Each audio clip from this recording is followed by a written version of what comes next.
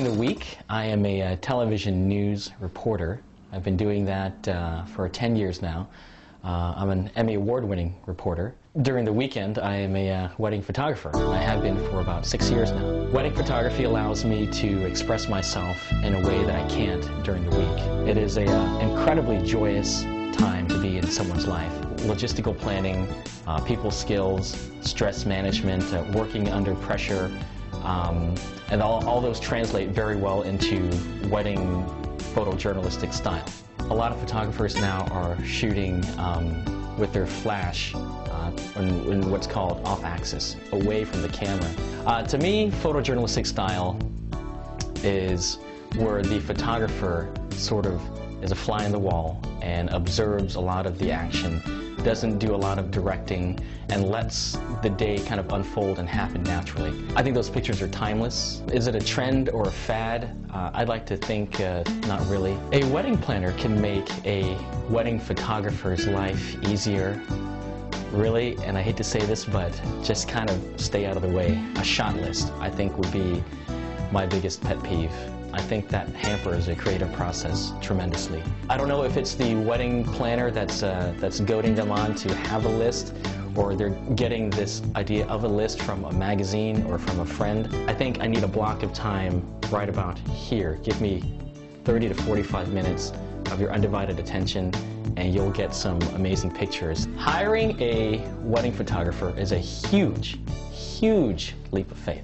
It's crazy to think that anyone would do this, but that's what brides and grooms do on a regular basis. And then beyond, above all that, then you have to see, do you get along in terms of your personality? When they're uncomfortable, it definitely shows in the photos when you don't have that relationship with the bride and the groom.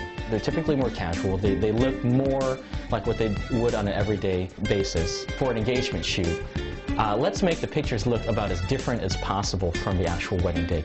If the bride and groom are getting married in a church or a synagogue or a temple or a cathedral, I always, always, always go to the rehearsal. Can you live with what the photographer had to do to get those pictures? Obviously, the recession has changed things, and what I am seeing now is that brides and grooms are being very careful with their money. As you know, and as any small business owners know, everything is negotiable. I think at the end of the day, everybody wants a book. How can you embrace a digital file?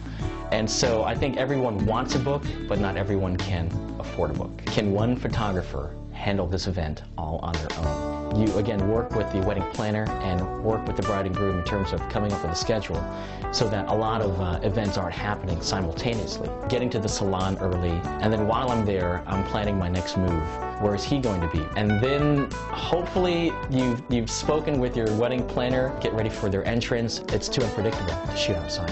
When it does get rainy or the weather doesn't cooperate, a lot of brides and grooms, they just kind of shrug their shoulders. The ones that will mean the most to you probably won't have a lot of the background in there, because where are the moments? Makeup is very important because it reduces the turnaround time and the workload for the photographer, but not too much makeup. You want the pictures to be timeless. How do you determine if someone is trustworthy as a wedding photographer? The photographer must have a website. Is there a blog that they're contributing to every single day? So again, with a grain of salt, use a lot of these peer review sites to scope out your photographer. If you're an independent wedding planner, the best way to spend your blood, sweat, and tears is with a blog. That blog gets you seen. It lets people know that you're a real human being behind all this HTML code. How do we get our message in front of all these young millennials who have their thumbs and their eyeballs glued to their iPhones and their Blackberries, and they're less and less in front of a computer? That is the next frontier, is that if you can reach them somehow on their handheld device. As a wedding planner, I think it's completely acceptable to portion off a small space in your home for a home office, because so many of us work from home these days. And so you can use this to your advantage in that when your client or a prospective client comes to your home, they can see how stylish you are, they can see how neat you are, they can see how you live, and that is all a reflection of how you work and how you would plan a wedding. So start thinking out of the box. Use this economy to your advantage, and say to yourself, how can I deliver a very unique experience to the bride and groom? Wineries are very popular. Historic mansions. As a photographer, I always encourage them to embrace sort of their culture and their background. For wedding planners, I think a big part of their job is stress management. Let me do all the worrying. Let the wedding planner do all the worrying. And that's where I can collaborate with a wedding planner. We're all there to do a job, and that's to pull off a fantastic, memorable wedding.